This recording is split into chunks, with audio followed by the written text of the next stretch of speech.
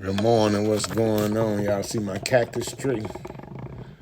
My wife got me into this stuff. It's a cactus. She told me don't put a lot of water in. Put a little water in. Hope everybody doing great today. Hope everybody doing great today. Hey, I wanted to hit y'all with a few things. I wanted to say one thing is that in Proverb 22, this proverb points out that a reputation has more value than possession of wealth. A name cannot be replaced easily, not even with lots of money. That made me think about the joke well, not a joke, what I loved what Cameron done. You know, we put a lot of respect and stuff on these companies, though, the news. But nowadays, they just paid instigators, a lot of them. A lot of people don't care. That's why they use words like allegedly, or they say, from my recollection, that's letting you lie or not tell the truth. I love the way they got that black boy up, black man up there. That man that started a podcast. Man been a hustler all his life, I know. The man went into music, doing other stuff. And they brung him on CNN to talk about Diddy. And what people don't understand, I know Diddy is good because Diddy, that's not his name. That's so funny. That's not his name. So after a while, these kids and stuff, they don't know no face. So somebody see him, but at the same time, the reason why it ain't because a lot of entertainers, a lot of R&B singers, a lot of rappers, they quiet because you know good and well. They knew that little girl was 13 because she had that little skirt on and she got backstage. They knew them kids. They knew that stuff they was doing, and most of them at that party. Y'all call it threesomes and stuff like that. No. But I love the way that they tried to bring him on CNN and tell him about Diddy. And he took that time to promote the positive and the productive things that he doing. You heard what I said? Productive. So I got to give it to him because we don't care about that in Chicago. We don't. Because our kids are dying. The pastors, the politicians, the police, you know what I'm saying? They have the power. They have the dominion. They have the space. And it just shocked me when I was looking for an office to do violence prevention, how all the churches own a lot of stuff in Inglewood. It ain't just the Arabs. They got their stuff functioning. The gas station, it's a guy at the gas station on almost a whole mall across the street. But you let me put something up about us getting into vesting or us teaching these kids the word of God or something, I get no response. I thank you to all of you all who take these messages and redo these messages. I thank my guy Deuce. I got to thank him. I seen him Saturday and he said, Sean, go keep with the word. See, the guys and the hustlers are the ones that tell me to keep on with the word. They the ones that love the word. Well, let me let you know this now, because I'm doing the ministry of Jesus. Because I'm doing the ministry of Jesus, Jesus called us. He didn't say, hey, Mary, go get my disciples and meet me at the church. He said, no, go gather up my disciples. Go. It's time for us to. Then when he left, he said, I want you to fellowship. Fellowship is what we're supposed to be doing at church. It's called congregate. But we walk in there, the average person that walk in a big church probably don't know 20 people. And 20 people probably didn't introduce themselves. We supposed to be there fellowshipping.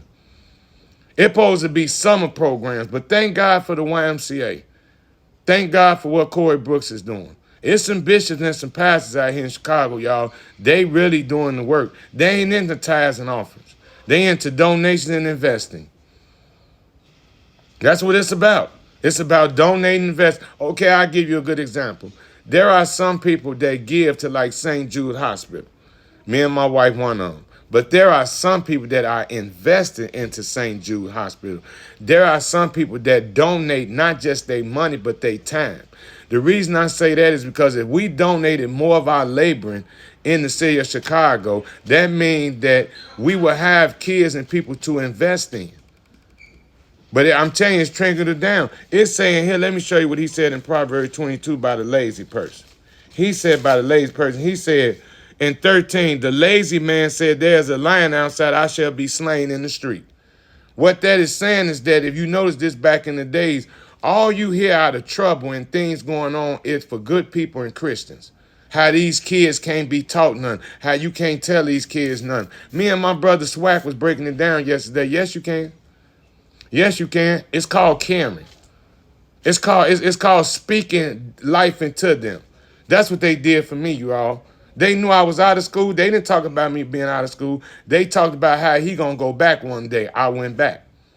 Now I have a practice. I'm a practitioner. Now I'm one class away from having my master's degree in yoga. In yoga. So international yoga teacher. Let me show you this. It say, the proverb about lazy people provides comic relief by poking fun at how the lazy invents all sorts of excuses for avoiding work and risk. They would do anything to avoid doing anything. They do anything. We'll give tithes, we'll give offerings, we'll come to church, we'll come do a ministry, we'll come do all that. But at the same time, the work that Jesus said do was said, go reach, teach, and baptize.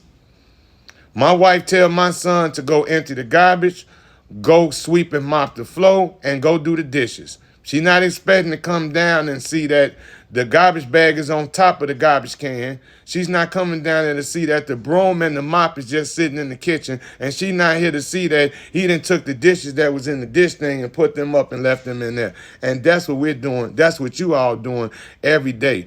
You should have disciples. You should be discipling. Another thing, let me break it down. It say the religion education of children was the parents' responsibility. Deuteronomy 11:19 and 32:46. Go check it out. No exceptions were made for parents who felt they were too busy to teach. Even when children came of age and married, the parents' responsibility did not end. They also had an important part in educating their grandchildren. Deuteronomy 4 and 9. In fact, they often lived in the same house. They didn't put their people in senior suites and all that. I think that's crazy. I think senior suites is for people, should be for people that don't have families. Ain't no way my mom gonna spend a night, one night, or one day in no senior suite. She just not. I don't care if she want to. I would make the basement. I would buy a house and make that. But my mom gonna take care of me. You don't take no child when they newborn and just put them anywhere. So that's crazy. I don't understand that with parents and kids, but that's you all. That's you out. Then when they die, you love. But what? You ain't want to live with you anyway. I do for mine. My mother got my cousin right now. She bedridden.